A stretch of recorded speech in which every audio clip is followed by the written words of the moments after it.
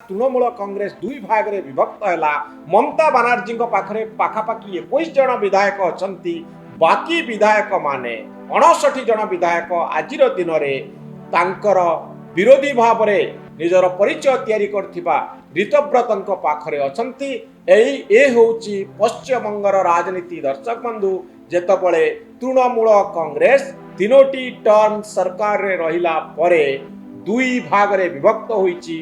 जेतबळे election गोटे मास हेई नाही, एभली एक बड़ विपर्जय ममता बानार्जी मात्र 1/4 एमएलए तो अछंती ममता बानार्जी, मात्र 3/4 तांके विरुद्ध एक चतुर्थांश विधायक तांको पाखरे आउ अन्यान्य विधायक माने बीजेपी समर्थित होई बोधुए परवर्ती समय रहिबे।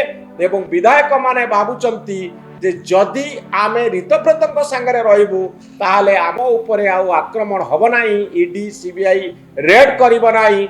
एवं आमे जदि सरकार सहित रहिबु आमर किछि क्षति हब नाही। ममता बानार्जी सहित रहिले विभिन्न प्रकार समस्यार सम्मुखीन हबु, टर्चर हबु, जोथि पाई बड़ धरणर विपर्जय घटिला, जार एक बड़ प्रभाव जातीय स्तर राजनीति उपरे पड़िबो।